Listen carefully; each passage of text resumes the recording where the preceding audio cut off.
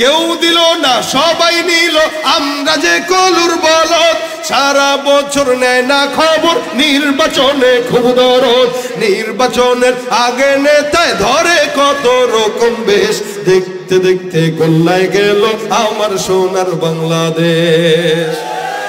যাদের হাতে যায় ক্ষমতা, দেশ যেন বাপের ভিটা, রাখতে চেয়ার শুরু করে বিদেশিদের পাচাটা।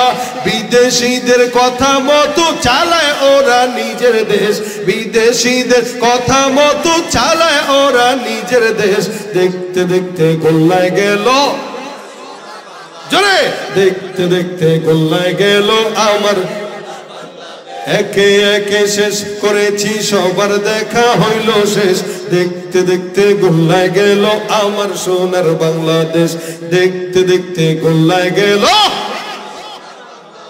আমরা চাই এদের শান্তি মতো চলুক, তবে হ্যাঁ একটা জিনিস মাথায় রাখবেন, শান্তি যদি পেতে চান, না এই দলে না ওই দলে, ইসলাম যতদিন এদেশে বাস্তবায়ন না হবে, শান্তির আশা করা, স্বপ্ন দেখা বোকামি ছাড়া কিচ্ছু না। কথা ঠিক কিনা? আল্লাহ পাক শান্তির রাষ্ট্র দান করুন। চান তো সবাই? চান ঠিকই, খোঁচান অন্যদিকে। একবার এখানে খুঁজছেন, একবার এখানে খুঁজছেন, লাভ হয় না। এজন্য যেখানে লাভ ওখানে, যেখানে কোরআন ওখানে আমরা। কোরআন আছে যেখানে, কোরআন আছে যেখানে। আলহামদুলিল্লাহ, আপনারা সবাই কোরআনের সাথে আছেন তো? অনেক মানুষকে দেখছি, দেখা শেষ সবাইকে, সব একই, একই পাখির দুই ডানা, ঠিক না? একই পাখির দুই ডানা। এই জন্য ইসলাম ছাড়া কোনো গতি নেই। তা আমার কথা হলো, যারা গুনাহ করে আর এহসাস থাকে না, লজ্জা থাকে না, এরা তওবা নসিব হয় না। আর যার এহসাস আছে, ওর হায়াতে তওবাও নসিব হয়।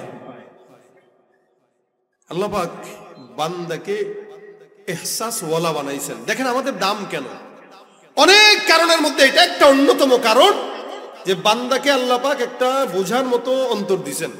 গরু ছাগলের যেটা দেন নাই, বান্দা বুঝতে পারে, বিবেক খাটাইতে পারে। এই কারণে তো আল্লাহ বলেন ফারিকুন ফিল জান্নাহ ওয়া ফারিকুন ফিস সাঈদ। যে বিবেক খাটাবে সে জান্নাতি, আর যে বিবেক খাটাবে না সে কোথায়? কারণ ওর বিবেক থাকতেও নাই। আল্লাহ পাক বলেন লাহুম কুলুবুল লা ইয়াফকাহুনা বিহা ওয়া লাহুম আ'য়ুনুল লা ইবসিরুনা বিহা ওয়া লাহুম আযানুল লা ইয়াসমাউনা বিহা উলাইকা কাল আনআমি বাল হুম আযাল উলাইকা হুমুল গাফিলুন। আল্লাহ বলে একদল মানুষ আছে যাদের কলব আছে কিন্তু বুঝে না, চক্ষু আছে দেখে না, কান আছে শুনে, অন্তর আছে বুঝে না, মানে বুঝতে চায় না। অন্তর আছে বুঝতে চায়, গরু ছাগলেরও অন্তর আছে, বুঝেনি? বুঝেনি? কলব আছে বুঝে, চক্ষু আছে। গরু ছাগল ঠিক মতো দেখে না। আপনি বলুন দেখে তো, রাস্তায় তো চলে না, দেখে ঠিকই। ওরে ক্ষেতের মাঝখানে হাঁটতে দিবেন, ও আইল বাদ দিয়া ক্ষেতের মাঝখান বরাবর, কোনা বরাবর হাঁটবে। ও চোখ তো আছে, তাহলে ও ইচ্ছা করে এনে হাঁটলো কেন? ওর চোখ থাকলেও ও ঠিক মতো দেখে না। আবার ওর কান আছে, ও শুনে না। ওরা যদি ওর সুন্দর কানটা ধইরা ফেলে মাঝির গর্দান টানেন ওর কানের সামনে নিয়ে, ও বুঝবে না, ও শুনবেও না।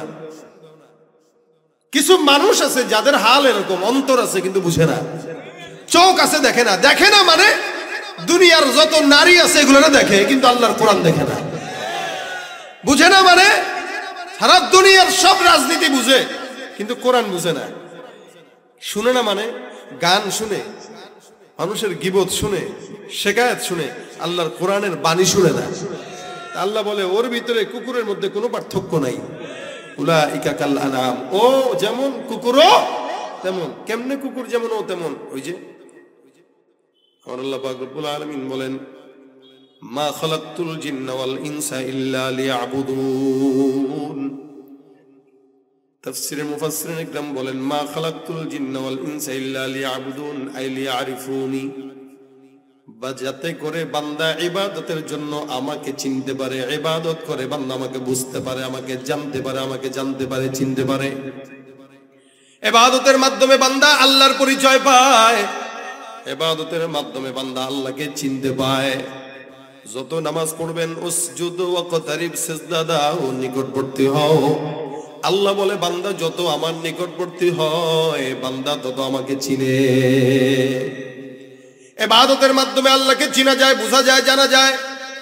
আল্লাহ পাক রব্বুল আলামিন বান্দাকে ইবাদতের জন্য পাঠাইলেন, কিন্তু বান্দা ইবাদত করে না। বান্দাকে নামাজ ফরজ করলেন, বান্দা নামাজ পড়ে না। রোজা রাখার জন্য বললেন, রোজাও রাখে না। যাকাতের জন্য বললেন, যাকাত দেয় না। আল্লাহ কয়, আমি আল্লাহ পাক বান্দার উপরে নামাজ ফরজ করলাম, কিন্তু বান্দা নামাজ পড়ে না। রোজা ফরজ করলাম, বান্দা রোজা রাখে না। যাকাত দেওয়ার জন্য বললাম, বান্দা যাকাতও দেয় না। আল্লাহ বলেন, একটা গরু ছাগল তো নামাজ পড়ে না। আপনাদের এলাকায় কোনো গরু ছাগল নামাজ পড়ে? গরু নামাজ পড়ে না, কুকুরও নামাজ পড়ে না। মানুষ হইল মুসলমান, সেও নামাজ আদায় করে না। আল্লাহ বলেন, উলাইকা কাল আনাম, যে মুসলমান হওয়ার পরও নামাজ পড়ে না, রোজা রাখে না, পর্দা করে না, ওর মধ্যে কুকুরের মধ্যে, হায়াওয়ান জানোয়ারের মধ্যে এক বিন্দু পরিমাণে পার্থক্য নাই।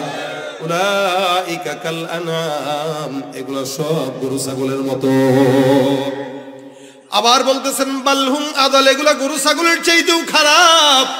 আল্লাহ পাক রব্বুল আলামিন বলে, হে মুসলমান, এই জমিনের মধ্যে যত চাঁদাবাজি, যত ঘুষ, যত সুদ, এগুলো সব কুকুর করে না, মানুষ করে। কে করে? চাঁদাবাজি করে মানুষ, খুন করে মানুষ, মানুষের জায়গা চুরি করে মানুষ, যত অন্যায় অবিচার আছে সব করে মানুষ। আমার আল্লাহ ডাক দেয়া কয়, কুকুরও তো ওই কাজ করে না, জানোয়ার তো ওই কাজ করে না, হায়াওয়ানও তো ওই কাজ করে না, শুয়োরও তো ওই কাজ করে না। তুমি মানুষ হয়ে করার কারণে আমি আল্লাহ পাক বললাম, বালহুম আদল, এগুলা সব হায়াওয়ান জানোয়ারের চাইতেও নিকৃষ্ট, ঠিক কিনা? অন্তর আছে বুঝে না, কান আছে শুনে না, চক্ষু আছে দেখে না। আল্লাহ পাক বলেন, এগুলার হালত হইল কুকুর, গরু, ছাগল, হায়াওয়ান জানোয়ারের মতো। তার মানে এদের মধ্যে, হায়াওয়ান জানোয়ারের মধ্যে কোনো পার্থক্য নাই। আর যারা মানুষ, এদের চক্ষু আছে, এরা দেখে, কান আছে এরা শুনে, বুঝ আছে এরা বুঝতে চেষ্টা করে। এই জন্য আল্লাহ পাক বান্দাকে ডাক দেয়া বলে, হে ইমানদার, প্রত্যেকটা বান্দা গুনাহগার, সবাই গুনাহ করে, আমিও করি, আপনারাও করেন। কিন্তু গুনাহ করার পর বান্দার যদি অন্তরের মধ্যে এক বিন্দু পরিমাণে খারাপ লাগে, বুঝতে হবে এটা ইমানদার। আর গুনাহ করার পরে যদি বলে, আমার কোনো গুনাহ নাই, আমি কোনো গুনাহ করি নাই, বুঝতে হবে এটা গুনাহগার না, এটা সবচাইতে বড় শয়তান। শয়তান ও শয়তান ওস্তাদ, ঠিক কিনা? আল্লাহ পাক এই কারণে বান্দাকে বলেন, ফাকুল তুস্তাগফিরু রাব্বাকুম ইন্নাহু কানা গফফারা। অন্যায় হয়ে গেছে, গুনাহ হয়ে গেছে, বান্দা তোমরা ইস্তিগফার করো। গুনাহ হয়ে গেছে, ইস্তিগফার করো। রাসূল হাদিসের মধ্যে ডাক দেয়া বলেন, সাল্লাল্লাহু আলাইহি ওয়াসাল্লাম বলেন, এই ইমানদার, কোন ইমানদার মুমিন যদি একবার বলে আস্তাগফিরুল্লাহ, আল্লাহর নবী সাল্লাল্লাহু আলাইহি ওয়াসাল্লাম বর্ণনা করেন, বান্দার যদি সমুদ্রের ফেনা পরিমাণ গুনাহ হয়, আমার আল্লাহ পাক বললেন, ওই বান্দার সব গুনাহগুলোকে মাফ করার ঘোষণা দান করে দিলেন। একবার যদি খালি বলে আস্তাগফিরুল্লাহ, বলেন না, একবার নিয়ত সহি করে যদি খালি কেউ একবার আস্তাগফিরুল্লাহ বলে, রাসূল বলেন, একবার বলবে ইখলাসের সঙ্গে, দিল থেকে নিয়ত করে, সহি নিয়তে একবার ইস্তিগফার করবে, হায়াতের সব গুনাহ মাফ। তবে হ্যাঁ, দুইটা গুনাহ বাদে, একটা হলো হুকুকুল্লাহ আর একটা হলো হুকুকুল ইবাদ। হুকুকুল্লাহ বান্দা যদি নষ্ট করে, আল্লাহর হক, নামাজ, রোজা, হজ, এগুলো বান্দা যেগুলো আল্লাহর সঙ্গে সম্পৃক্ত, এগুলো যদি বান্দা গুনাহ করে, এগুলো আল্লাহ মাফ করে দিবেন। তবে হ্যাঁ, কোনো বান্দা যদি কোনো বান্দার হক নষ্ট করে, ওগুলো আল্লাহ মাফ করবেন না। কারো টাকা চুরি করছেন, আল্লাহ মাফ করবে না। কারো সম্পদ নষ্ট করছেন, আল্লাহ মাফ করবে না। আমাদের দেশে অনেক মানুষ আছে, একটা জায়গা 10 জনের কাছে বিক্রি করে, আছে না নাই? মানুষের সম্পদ চুরি করে, আমানতের মাল নষ্ট করে, এগুলো বান্দার হক। কিয়ামতের ময়দানে আল্লাহ এটা মাফ করবে না, বাকি সব মাফ করে দিবেন। বান্দার হক বান্দা বুঝবে, আল্লাহর হক আল্লাহ বুঝবে। আমরা তো অনেক সময় বুঝিও না, বাদাম কিনতে যাই, এ ভাই বাদামের শ কত, নিয়ে বাস 2টা খাওয়া শুরু করে। কিছু মানুষ আছে দান্দাবাজ, বড়ের সময় আসলে দেখবেন, ভাই বড়ের কেজি কত গো, দেখি মিষ্টি নি দেন, একটা খাই। এর কামই হইলো সারা বাজারে ঘুরে ঘুরে ধান্দাবাজি করে বড়ই খাবে, কিনবে না। আবার আছে কেউ বাদাম ওই কিনতে যাবে, 2টা বুট খেয়ে নিবে, এমনি বাদামওয়ালাকে বাটপার, কারণ এরাও তো এগুলোর সাথে পরিচিত। এই যে একটা বাদাম নিলেন, একটা বড়ই নিলেন অনুমতি ছাড়া, এই একটা বড়ের জন্য হইতে পারে আল্লাহ পাক আপনাকে কিয়ামতে আটকায় দিবেন। এই জন্য খবরদার, বাদাম কেনার আগে আগে বলবেন, ভাই একটা খায় দেখা যায়, অনুমতি নিয়ে পরে খায়েন। ভাই বড় একটা খেয়ে দেখা যায়, অনুমতি নিয়ে খায়েন। আম কেনার আগে একটু কেটে খাওয়ান তো ভাই, মানে মাগনা মাগনা খাবে, কিনবে না। এজন্য ছোট্ট থেকে ছোট্ট হক কেউ যদি নষ্ট করে তো ওইটার জন্য আল্লাহ পাক ধরবে কি ধরবে না? বাকি যত গুনাহ আছে সব গুনাহ আল্লাহ পাক মাফ করে দিবেন একবার যদি বলেন আস্তাগফিরুল্লাহ। বলেন আবার আস্তাগফিরুল্লাহ। আমার আল্লাহ ডাক দিয়া বলেন ফাকুলতু আস্তাগফিরু রাব্বাকুম, ইস্তিগফার করো মুমিন, আমি আল্লাহ পাক বান্দা তোমার সব গুনাহ ক্ষমা করে দিব। ইন্নাহু কানা গফফারা, কোন ইমানদার বান্দা যদি ইস্তিগফার করে আমার আল্লাহ সব গুনাহ মাফ। আল্লাহ পাক ঘোষণা দেয়া দেয়, পয়গম্বর মুহাম্মদুর রাসূলুল্লাহ সাল্লাল্লাহু আলাইহি ওয়াসাল্লাম বলেন, এ বান্দা, প্রত্যেকটা বান্দা গুনাহগার, যার কারণে ইস্তিগফার করবা। যত কোটি কোটি গুনাহ হোক না কেন, আপনার অন্যায় থেকে আমার আল্লাহর দয়া দিলে বেশি না কম?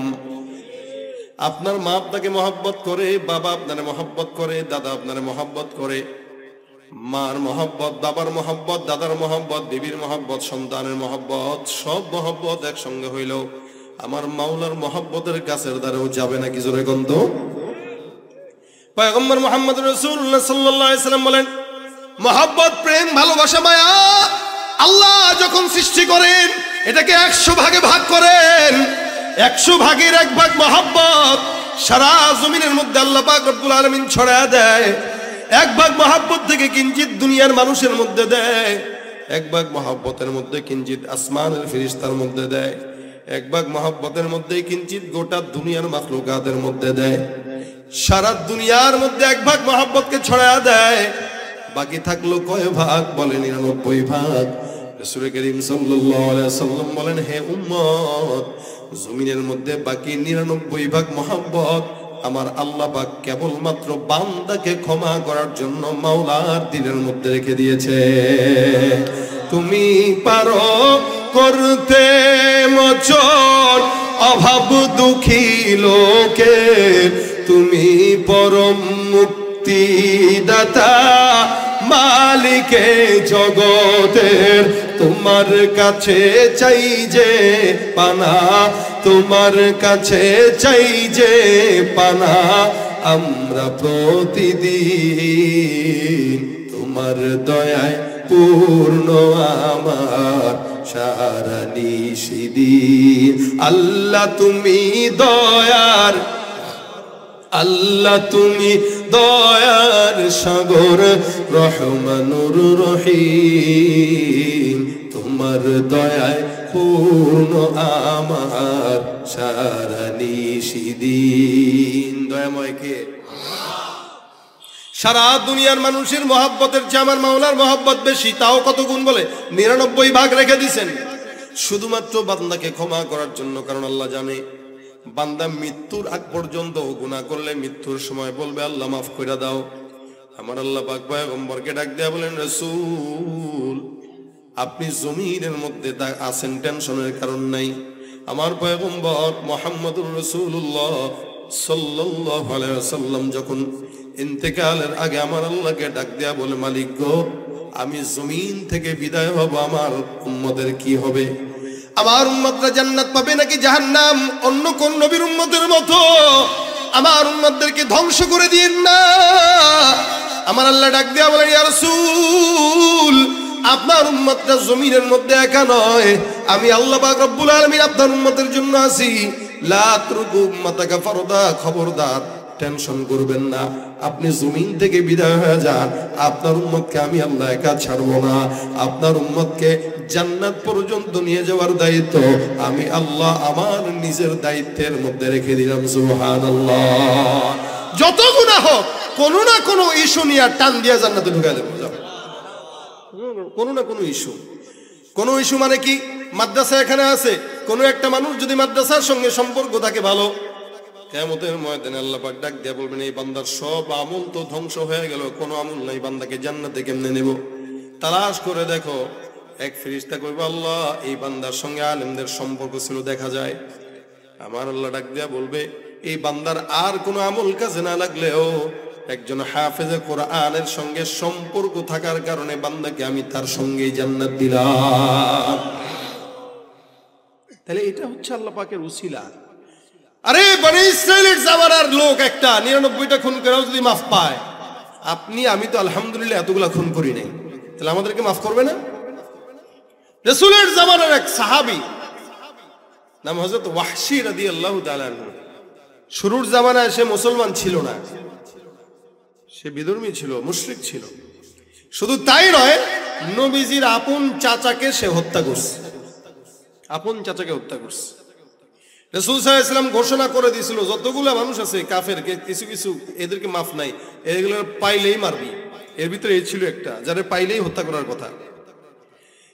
ওয়াহশী রাদিয়াল্লাহু তাআলা আনহু চিঠি লিখছেন নবীর কাছে যে আমি তো মুসলমান হইতে চাই। সুবহানাল্লাহ, যে রাসূলের চাচাকে হত্যা করছে, এমন নির্মম ভাবে হত্যা করছে, রাসূল সাল্লাল্লাহু আলাইহি ওয়াসাল্লাম কষ্টে তাকে ঘোষণা করছে এটারে পাইলেই মারবা।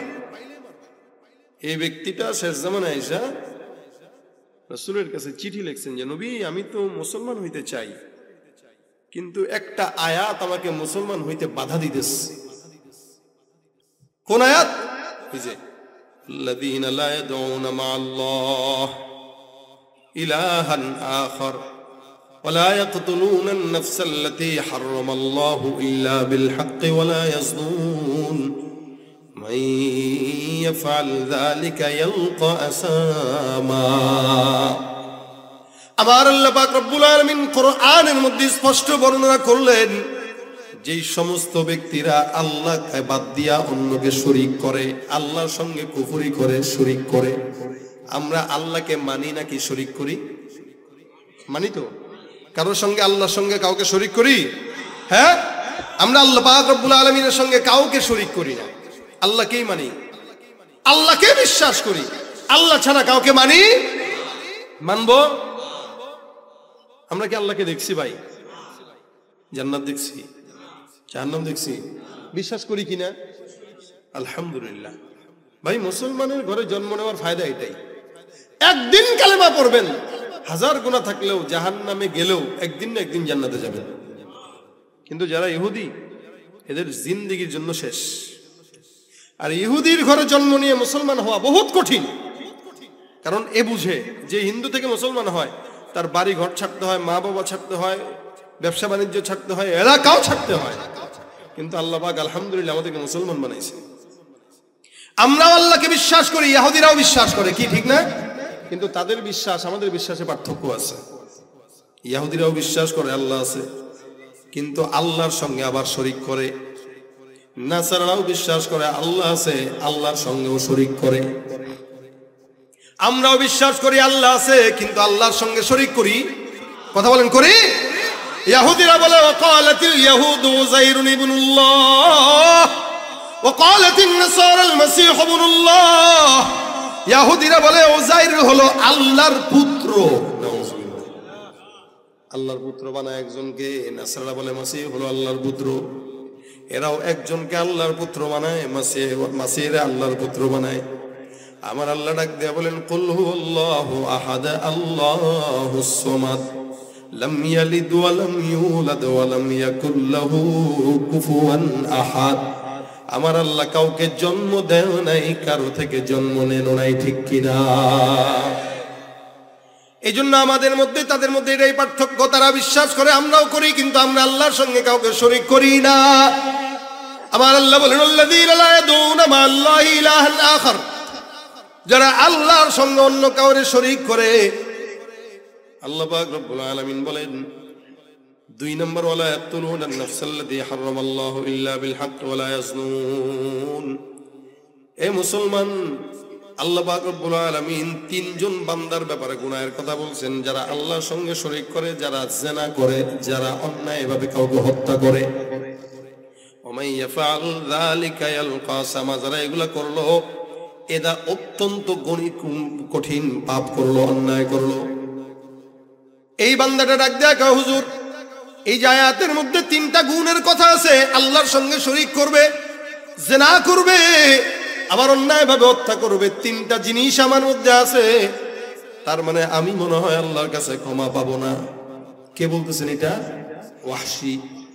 রাসূল, আমি ইসলাম কবুল করতে চাই, কিন্তু ইসলাম কবুল করতে পারি না শুধুমাত্র কারণ একটা, এই যে তিনটা কারণ, এই তিনটার মধ্যে তিনটাই আমার মধ্যে আছে। জিনাও করছি, ব্যভিচারও করছি, খুনও করছি, আল্লাহর সঙ্গে শিরকও করছি। এখন আমার কি করণীয়? নবী করিম সাল্লাল্লাহু আলাইহি ওয়াসাল্লাম বলেন, ঠিক আছে দেখি আসমানের মালিক এই বান্দার দিলের খবর জানে কি জানে না বলেন তো? এই মুসলমান নবীর উম্মত, আল্লাহ পাক রব্বুল আলামিন দেখেন কত দয়াময়। ওই যে বললাম 99 ভাগ দয়া মায়া আল্লাহ পাক আল্লাহর দিলের মধ্যে রাখছেন, যার কারণে আমার আল্লাহ পাক ওয়াহশীর মতো একজন গুনাহগার এই বান্দা ইসলাম গ্রহণ করতে ইচ্ছা করছে, নিয়ত করছে। আমার আল্লাহ কয় অবশ্যই নিয়তটা তোর পূরণ করে দিব। সুতরাং বান্দা তোর দিলের মধ্যে ভয়, আমি শিরিক করলাম, আমি কুফরি করলাম, হত্যা করলাম, আমি আবার জিনাও করলাম, তার মানে আমার মনে হয় তওবা নসিব হবে না, ইসলাম কবুল করে লাভ নাই।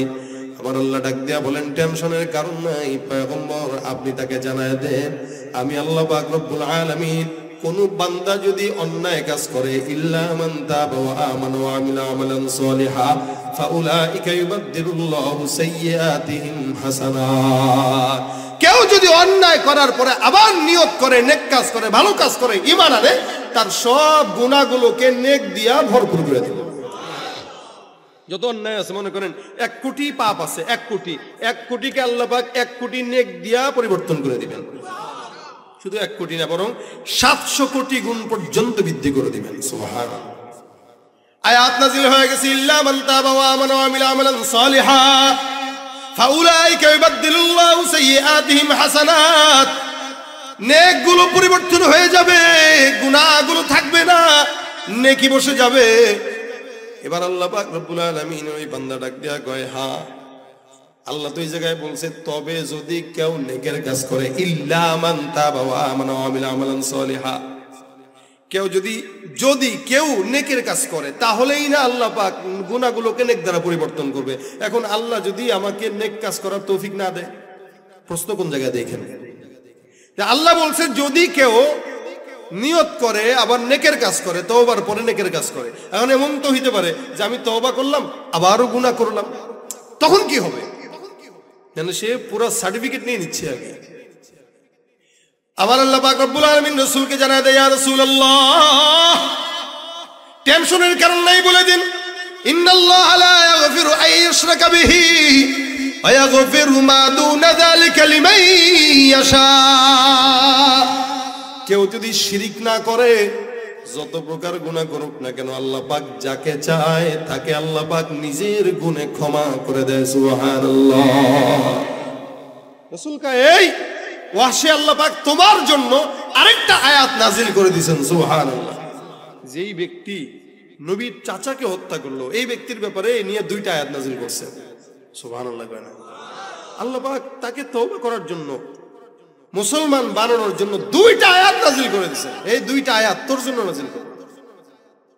এখন এই বেচারা আয়াতটা বারবার পড়ে আর কয়, ইন্নাল্লাহা লা ইয়াগফিরু, আল্লাহ পাক ক্ষমা করবে না, আন ইউশরাকা বিহি, যে নাকি তার সঙ্গে শিরিক করবে। আচ্ছা, এবং ওয়া ইয়াগফিরু মা দুনা যালিকা লিমান ইয়াশা, এছাড়া যাকেই চান তাকেই ক্ষমা করে দিবেন। এখন আল্লাহ যদি আমারে ক্ষমা না করে, যদি না চায়, এখানে প্রশ্ন। শিরিকের পর তো আমি আসলামই, শিরিক তো আর করবই না। তবে যদি কোনো গুনাহ হয়ে যায়, আল্লাহ বলতেছে কাউকে চান তাকে ক্ষমা করেন, যাকে চান না তাকে ক্ষমা করবেন না। এখন আমার গুনাহ যদি আল্লাহ ক্ষমা না করে, তাহলে আমার হালত কি হবে? হুজুর, মুসলমান যেহেতু হব, ভালো মতো বুঝে শুনেই তো হওয়া লাগবে নাকি?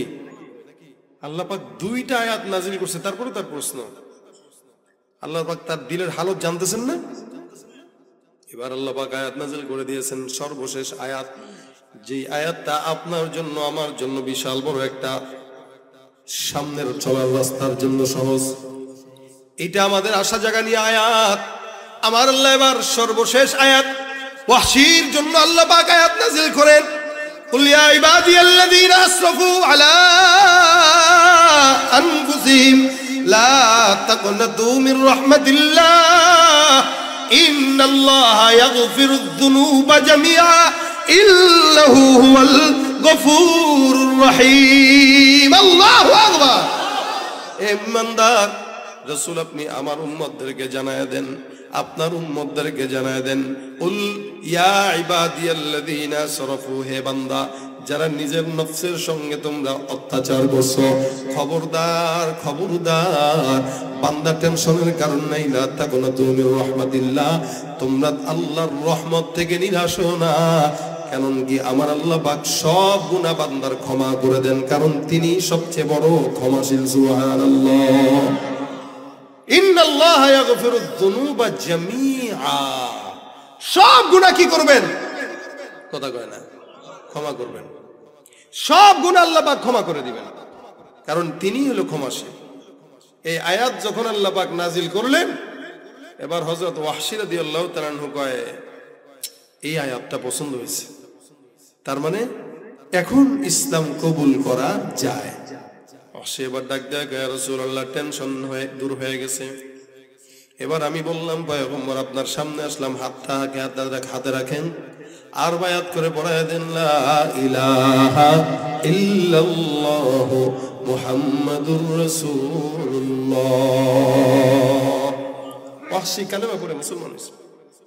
যদিও হযরত ওয়াহশী কালেমা পড়ে মুসলমান হয়েছেন, কিন্তু নবী করিম সাল্লাল্লাহু আলাইহি ওয়াসাল্লাম তাকে দেখলে কষ্ট পাইতেন, প্রচুর কষ্ট পাইতেন, কারণ সে আমার চাচাকে হত্যা করছে। এই কারণে শেষ জামানায় হযরত ওয়াহশী যখন রাসূলের সামনে আসতেন, একদিন রাসূল স্পষ্ট বলে দিয়েছেন, গায়িব আন্নি ওয়াজহাক, এই ওয়াহশী, তুমি তোমার চেহারা আমার সামনে আইনো না, দূরে থাকো, দূরে থাকো। কবুল করছো ইসলাম, ভালো কথা, নামাজ রোজা মানো, কোরআন সুন্নাহ মানো, চলো, আল্লাহ জান্নাত দিবে, তবে আমার সামনে আসলে আমার কষ্ট লাগে, তোমার দেখলে আমার রাগ উঠে, তুমি দূরে থাকো, কারণ আমার চাচাকে মারছে।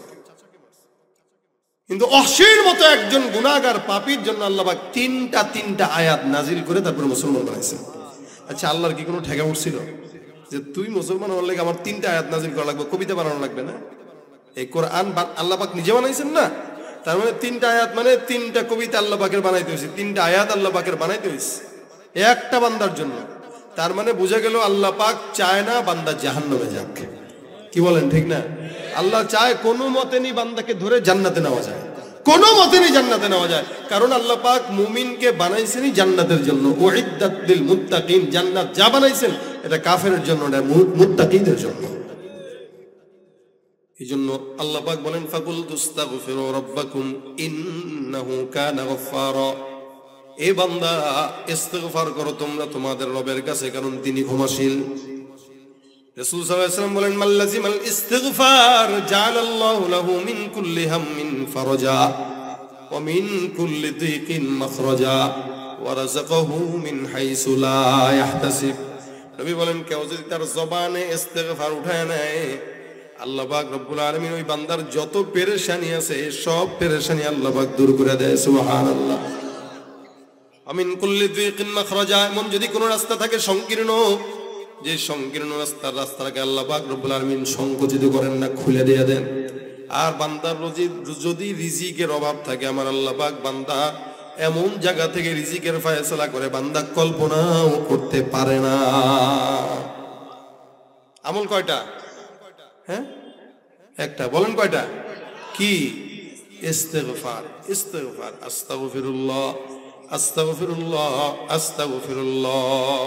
ইস্তিগফার যদি কেউ পড়ে, আল্লাহ পাক ওই বান্দাকে মুস্তাজাবুদ দাওয়া বানায় দেন। মুস্তাজাবুদ দাওয়া বুঝেন না আপনারা, না? মানে আল্লাহ পাকের কাছে যাই চাবেন আল্লাহ তাই দিবেন। এবার বুঝছেন? জিন্দেগিতে যত দোয়া করবেন সব দোয়া কবুল করবেন, এটাকে বলা হয় মুস্তাজাবুদ দাওয়া। বাংলাদেশে মুস্তাজাবুদ দাওয়া এখন কম আছে, বাকি আছে অনেক, খুবই কম।